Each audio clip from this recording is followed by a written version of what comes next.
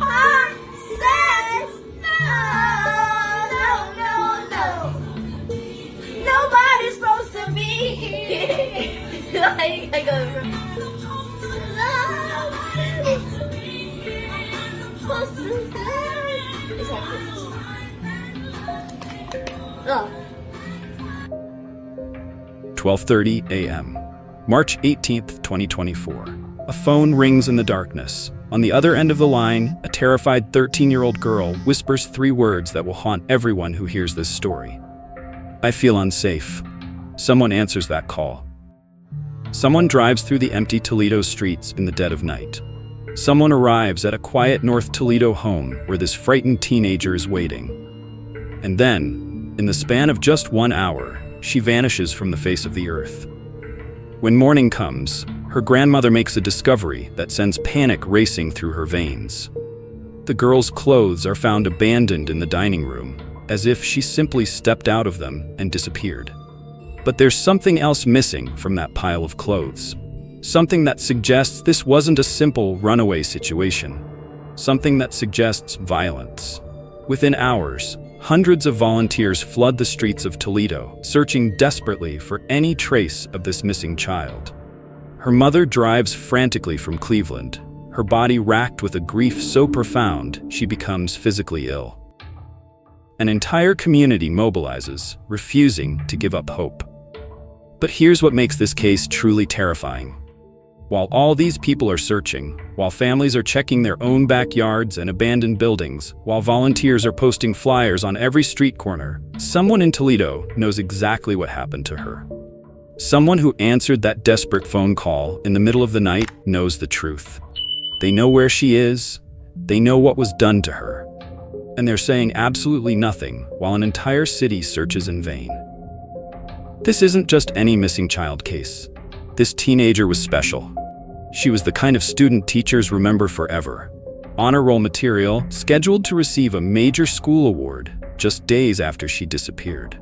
Her classmates described her as someone everybody wanted to get to know. She was finally thriving after years of struggling, finally finding her place in the world. But behind that bright smile and those academic achievements, this 13-year-old was hiding something. A secret so dark that it drove her to make that terrifying phone call in the middle of the night. A burden so heavy that she felt she had no choice but to reach out to the one person she thought could protect her. And that decision, that single phone call, would lead to her destruction. We're not going to tell you her name yet. We're not going to reveal who she called or what happened during that mysterious hour when someone came to her house. Because once you know those details, once you understand the true scope of this betrayal, you'll never be able to forget it. What we can tell you is this: the person who answered that call didn't save her. They didn't protect her. Instead, they led her into a nightmare so brutal, so unspeakably violent, that veteran investigators still struggle to discuss the details. For 6 days, Toledo searched.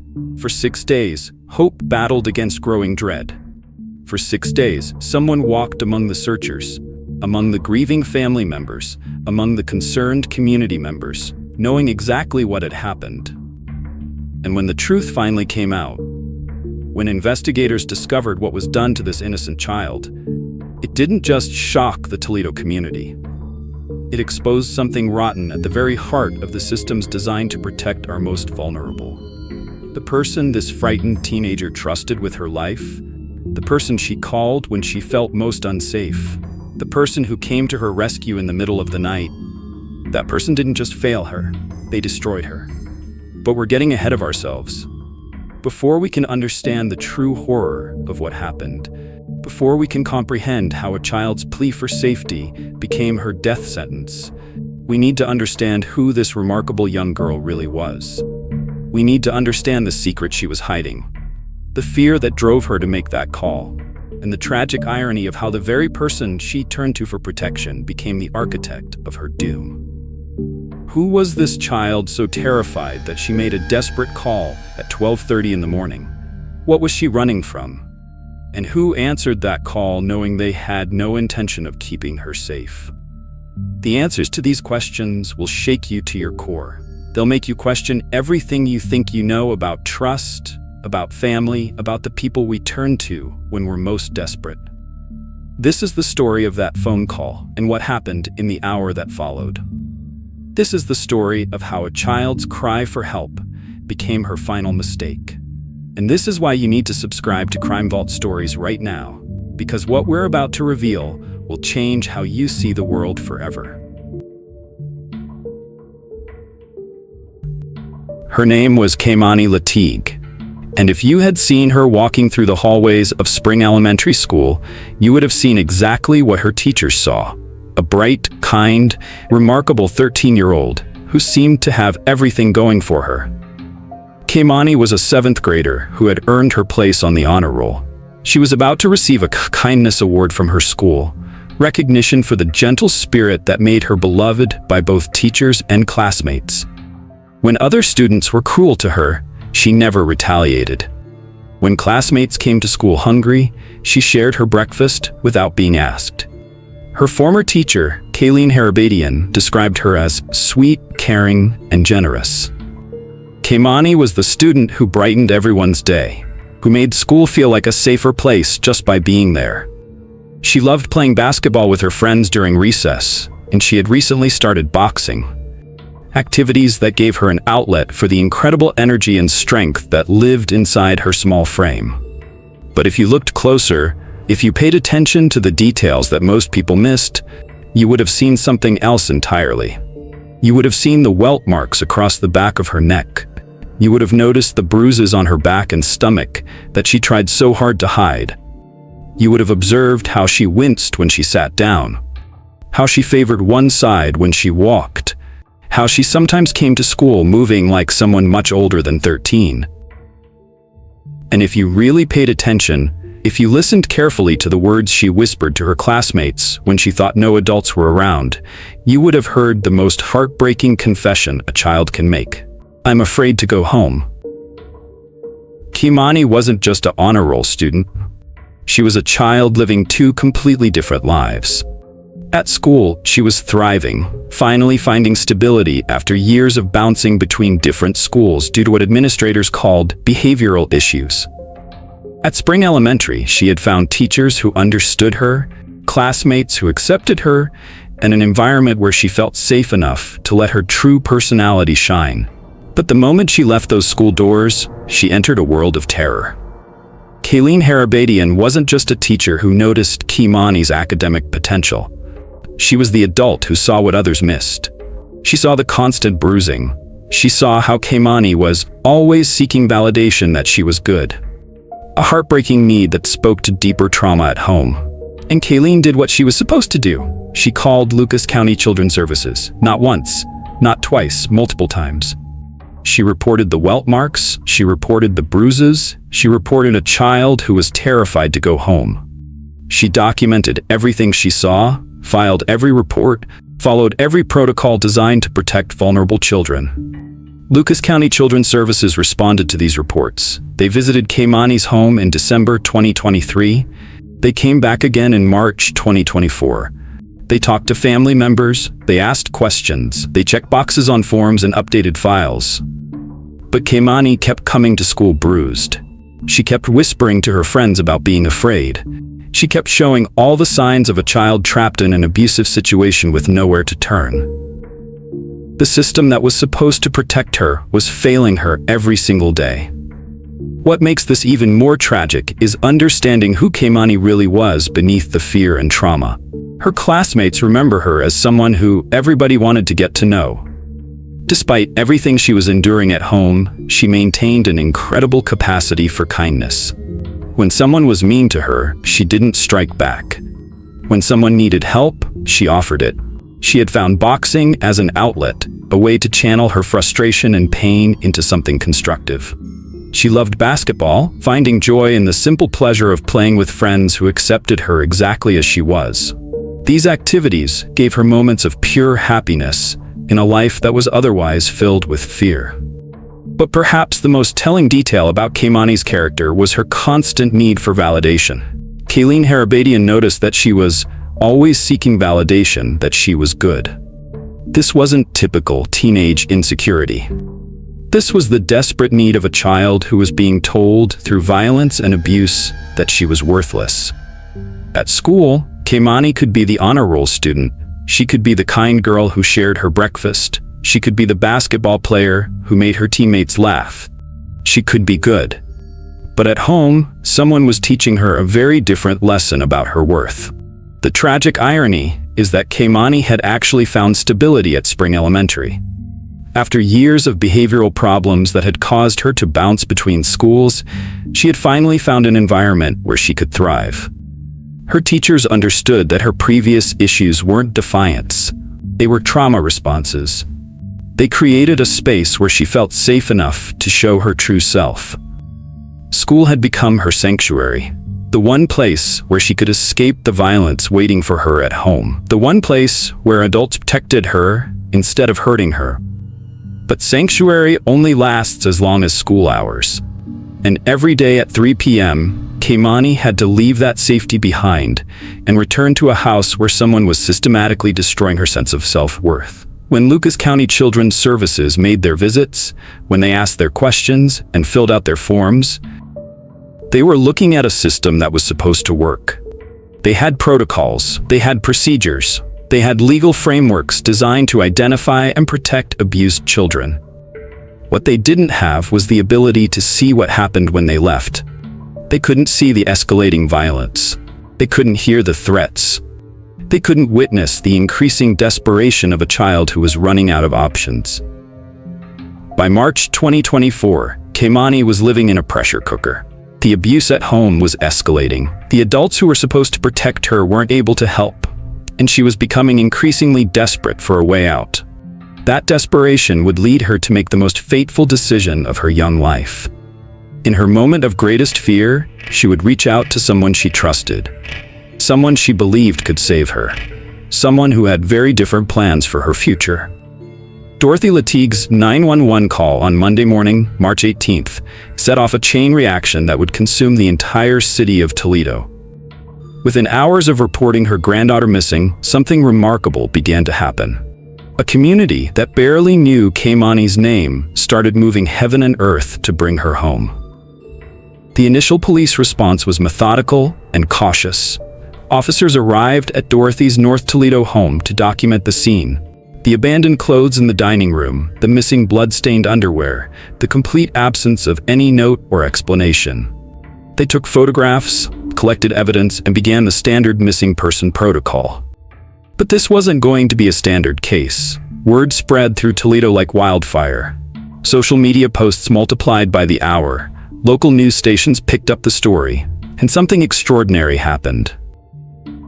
Hundreds of volunteers began showing up at search coordination points, ready to comb through every inch of the city. These weren't people who knew Kei'Mani personally. Most had never heard her name before that Monday.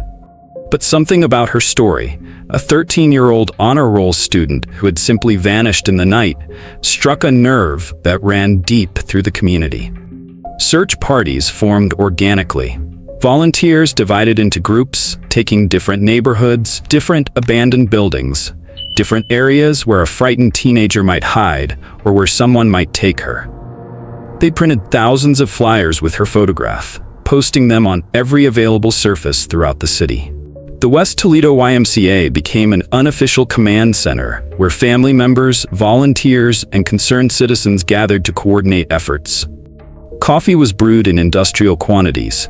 Maps were spread across tables. Cell phone numbers were exchanged as people organized search grids and communication chains.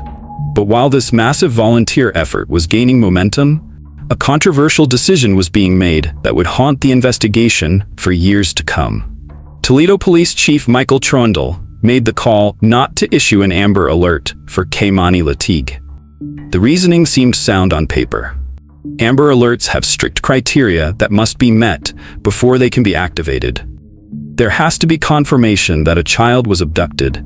There has to be evidence that the child is in imminent danger of serious injury or death. There has to be enough descriptive information about the child, the suspect, or the suspect's vehicle to help locate them. In Kei'Mani's case, police initially had none of these elements. They had a missing teenager, abandoned clothes, and some concerning evidence, but no witnesses to an abduction, no identified suspect, and no vehicle description. The blood evidence was troubling, but it wasn't conclusive proof of foul play. So instead of treating this as a kidnapping, police initially categorized Kei'Mani as a potential runaway. They began collecting information from her family and friends, trying to determine if she might have left voluntarily, if she had somewhere she might go, if there were problems at home that might cause a teenager to disappear. This decision would spark intense public debate in the days that followed. Community members questioned whether an Amber Alert might have led to earlier tips, faster identification of suspects, or a broader search radius. The missing hours during those first critical days would become a source of lasting controversy. Meanwhile, 150 miles away in Cleveland, Tiara Caston was experiencing every parent's worst nightmare. Kei'Mani's mother had been living separately from her daughter, who was in the care of her grandmother Dorothy. When the call came that Kei'Mani was missing, Tiara immediately made the drive to Toledo. What happened to Tiara during those early days of the search would later be described by witnesses as physically painful to watch. The stress and fear manifested in her body in ways that were visible to everyone around her. She developed symptoms that doctors would later attribute to extreme psychological distress, her body literally breaking down under the weight of not knowing what had happened to her child. Tiara joined the search efforts with a desperation that was both inspiring and heartbreaking. She walked the streets of Toledo calling Kei'Mani's name. She knocked on doors in neighborhoods where she'd never been before. She stood in front of television cameras pleading for anyone with information to come forward. Dorothy, meanwhile, was dealing with her own form of torture. As Kei'Mani's legal guardian, she felt responsible for her granddaughter's safety. The guilt of not knowing what had happened during those overnight hours was consuming her. She replayed every detail of the previous day, searching for clues she might have missed, signs she should have recognized. As the first 24 hours passed without any sign of Kei'Mani, the search efforts intensified. But they were also becoming more desperate. The initial hope that she might have run away to a friend's house was fading. The possibility that she had gotten lost or injured somewhere was being replaced by darker theories. Volunteers were now searching not just for a missing girl, but for evidence of what might have happened to her. They were looking in places where no one wanted to find anything. Abandoned buildings, empty lots, areas where someone might hide evidence of a crime.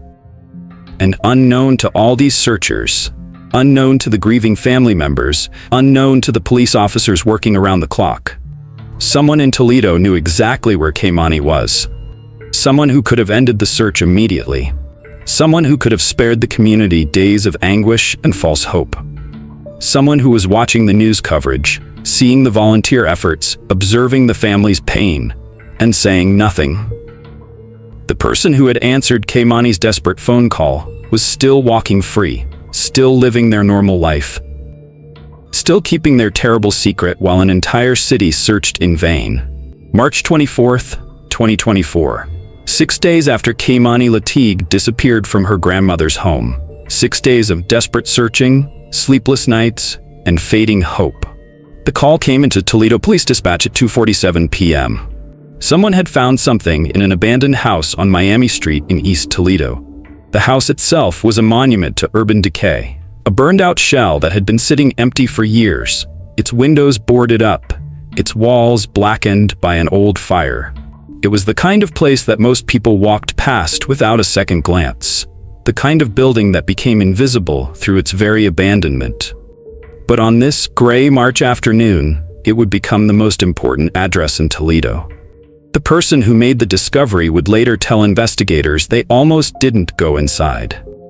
The house looked dangerous, unstable. There was nothing to suggest that anyone had been there recently. But something, maybe intuition, maybe just thoroughness, made them push open the damaged door and step into the darkness. What they found in that abandoned house would haunt them for the rest of their lives. Kei'Mani Latigue's body was discovered in conditions so horrific that even veteran investigators struggled to maintain their composure. The Lucas County Coroner's Office would later rule her death a homicide, caused by multiple deep cuts to her neck. But that clinical language barely captured the true horror of what had been done to this 13-year-old girl. She had been sexually assaulted. She had been nearly decapitated. Her hands had been cut off. The violence inflicted on her small body was so extreme, so savage, that it defied comprehension. This wasn't a crime of passion. This wasn't a moment of lost control. This was deliberate, systematic brutality inflicted on a child who had called someone for help. When news of the discovery reached the volunteer search teams still combing through other parts of the city, the reaction was immediate and devastating. Grown men broke down in tears. Women collapsed to their knees. The hope that had sustained hundreds of volunteers for 6 days was replaced by a grief so profound it seemed to drain the color from the world. At the West Toledo YMCA, where search coordination had been taking place, the atmosphere changed in an instant. The maps were folded up. The coffee grew cold. Conversations that had been about search grids and tip lines suddenly became about funeral arrangements and justice. Tiara Caston, Kei'Mani's mother, received the news while surrounded by the volunteers who had become like family over the past week. Her reaction was so raw, so primal, that witnesses would later say they felt like they were intruding on something too private for human observation. The physical symptoms she had been experiencing during the search suddenly made horrible sense. A mother's body somehow knowing what her mind couldn't accept. Dorothy Latigue, who had spent 6 days reliving every moment of that Sunday night, wondering what she could have done differently, now faced a new kind of torture. Her granddaughter hadn't run away. She hadn't gotten lost. She hadn't made some teenage mistake that could be forgiven and forgotten. Someone had taken her. Someone had hurt her in ways that no human being should ever be hurt. Someone had destroyed not just Kei'Mani's life, but the lives of everyone who loved her. But perhaps the most devastating aspect of the discovery wasn't just what had been done to Kei'Mani. It was where it had been done. The abandoned house on Miami Street was more than just a crime scene. It was a symbol of everything that was broken in the city. A place that had been forgotten, abandoned, left to rot while officials looked the other way. A perfect hiding spot for someone who needed to commit unspeakable acts without being seen or heard. How many times had police officers driven past that house without a second thought? How many city inspectors had marked it down as abandoned and moved on to the next address? How many neighbors had grown so accustomed to its presence that they stopped seeing it entirely? In the weeks that followed, the house would take on an almost mythical quality in the minds of Toledo residents. Some wanted it demolished immediately, erased from existence, as if destroying the building could somehow undo what had happened inside it. Others argued it should be preserved as evidence, every board and beam potentially holding clues about what had happened to Kei'Mani. But all of that would come later. On March 24th, 2024, there was only the terrible reality of what investigators had found, and the devastating knowledge that somewhere in Toledo, someone had done this to a child. The coroner's preliminary findings confirmed what everyone feared, but no one wanted to believe. This hadn't been quick. This hadn't been merciful. Kei'Mani had suffered in ways that no 13-year-old should ever suffer. The person who did this had taken their time. They had planned. They had brought tools. What kind of monster could do this to a child? What kind of person could inflict such systematic violence on someone so young, so innocent, so defenseless? The answer would shock the entire community. Because the monster wasn't some stranger lurking in the shadows. The monster wasn't some random predator who had spotted an opportunity.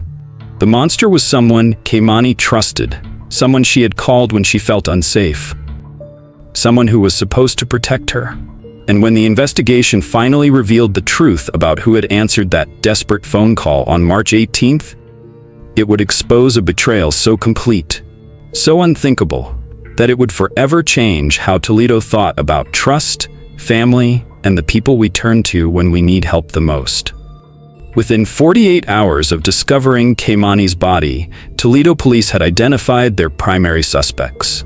But it wasn't through some brilliant detective work or advanced forensics. It was because two people close to the case couldn't keep their stories straight. Darnell Jones and his cousin Kei'Mani Jones Dixon were providing what investigators politely called inconsistent statements about their whereabouts on the night Kei'Mani disappeared. Every time detectives asked them to walk through their activities on March 17th and 18th, the details changed. Times shifted. Locations became fuzzy. Simple questions about who was where and when suddenly became complicated. But lies have a way of unraveling when confronted with objective evidence. Police had secured footage from multiple security cameras in the neighborhood around Dorothy Latigue's North Toledo home. When they reviewed that footage, they found something that contradicted everything Jones and Jones Dixon had been telling them. The cameras clearly showed both men at Kei'Mani's house on the night she vanished, exactly when they claimed to be somewhere else entirely. The investigation was about to accelerate dramatically. On March 21st, just 3 days after Kei'Mani's disappearance, police received a tip that would crack the case wide open. It came from Nina Turner, Darnell Jones's girlfriend, and what she told investigators painted a picture of someone desperately trying to cover their tracks.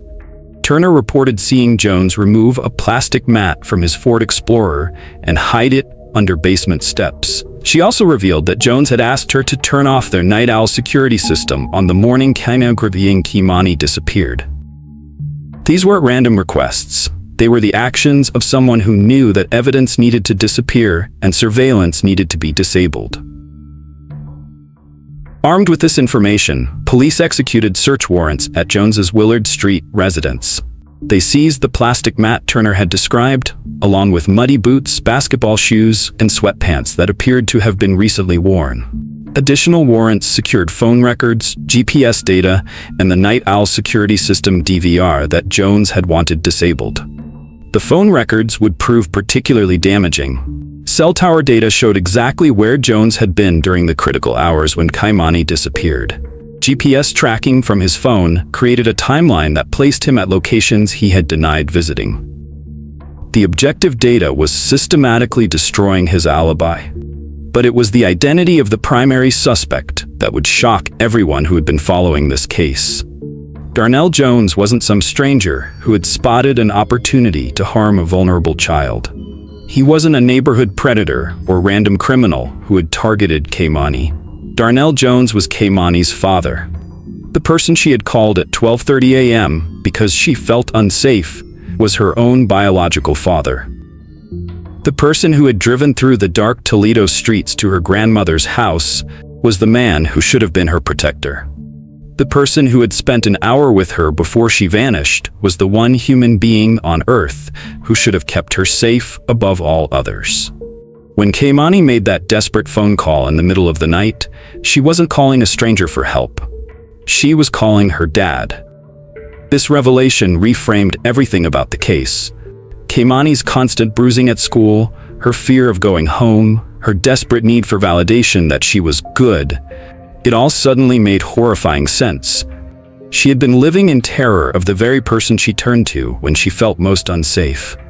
The tragic irony was almost unbearable to comprehend. In her moment of greatest fear, Kei'Mani had reached out to the one person she believed could save her. Instead, she had signed her own death warrant.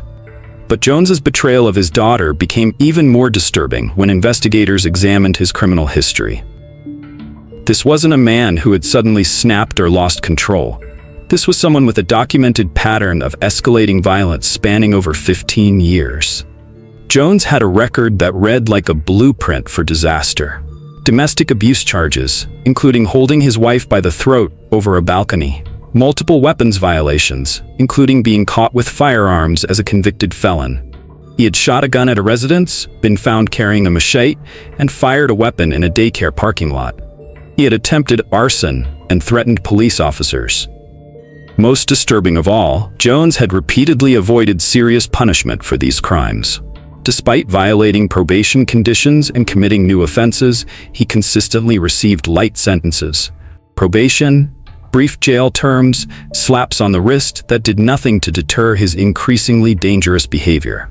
When neighbors heard that Jones had been arrested for Kei'Mani's murder, their reaction was telling. They expressed sadness, but not shock. One neighbor summed up the community's sentiment, If he tried to kill one person, who's to say he wouldn't do it again? The system had failed Kei'Mani long before that night in March.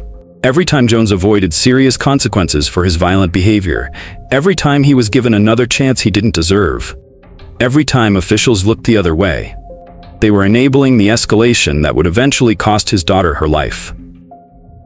On April 18th, the investigation reached its conclusion when Darnell Jones provided investigators with a confession that removed any remaining doubt about his guilt. Jones admitted to police that he had inflicted the wound that killed Kei'Mani. He confessed that he had dragged her involuntarily to the vacant house on Miami Street, where he ultimately killed her with a knife. The man who was supposed to protect her had instead become her executioner. The betrayal was complete. The child who had called her father for safety had been murdered by the very person she trusted to save her. The ultimate failure of the most fundamental relationship in human society, a parent's duty to protect their child. Kei'Mani Latigue had died not because she made a mistake, but because she did exactly what any frightened child would do.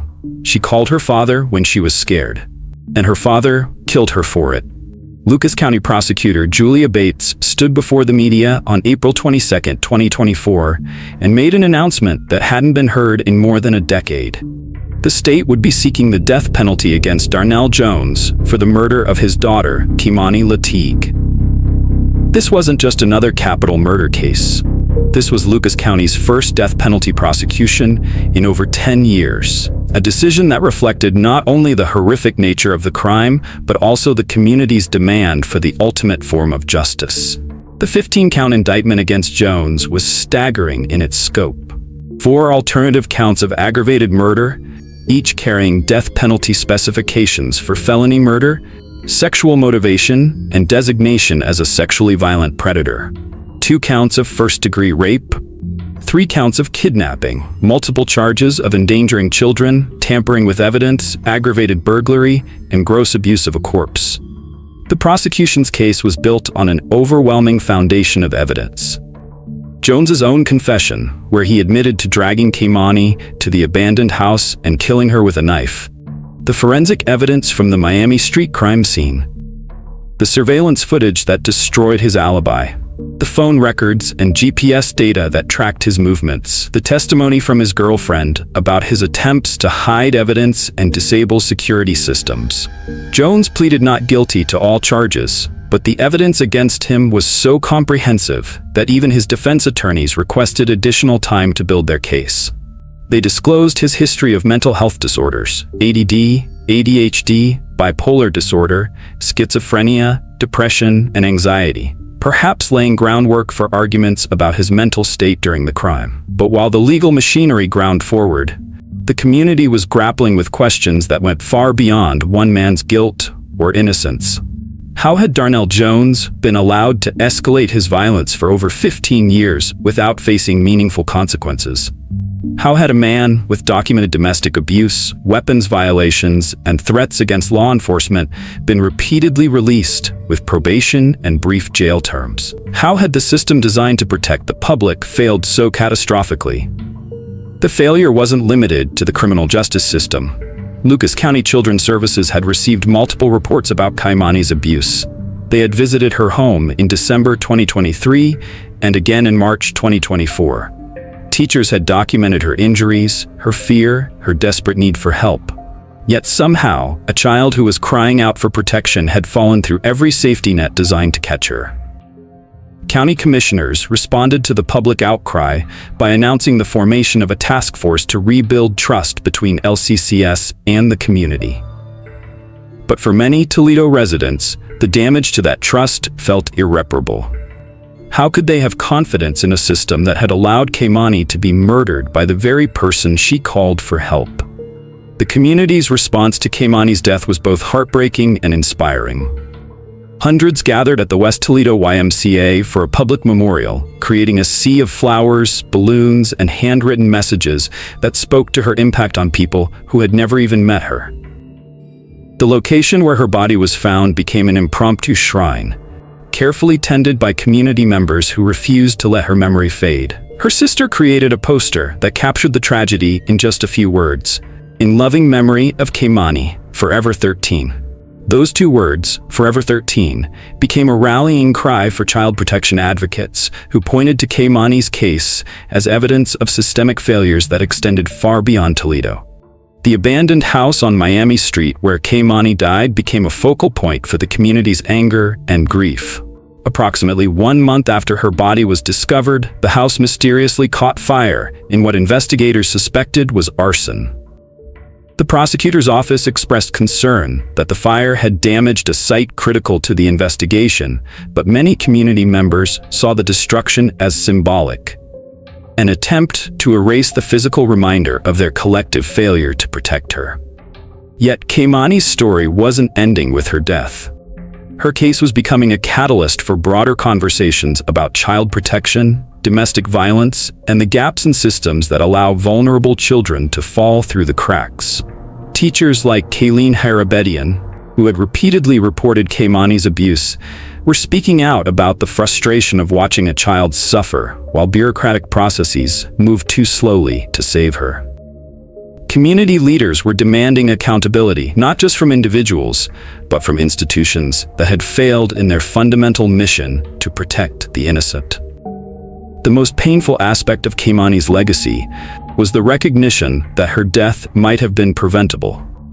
Every missed opportunity to intervene, every light sentence given to her father despite his escalating violence, every report to children's services that didn't result in her removal from danger, they all led to that phone call on March 18th and the tragedy that followed. Kei'Mani's story isn't just about one monster who betrayed the most sacred trust imaginable.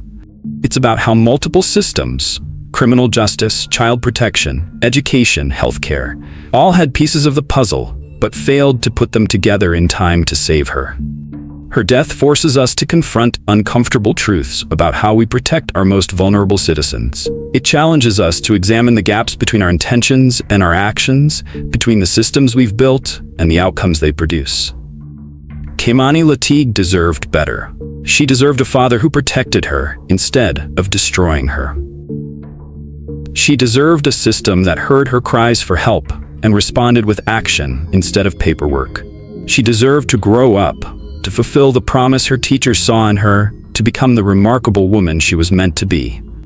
We failed her, all of us, and the only way to honor her memory is to make sure we never fail another child the way we failed Kei'Mani. Subscribe to Crime Vault Stories as we continue exposing these systemic failures and fighting for the children whose voices are too often ignored until it's too late.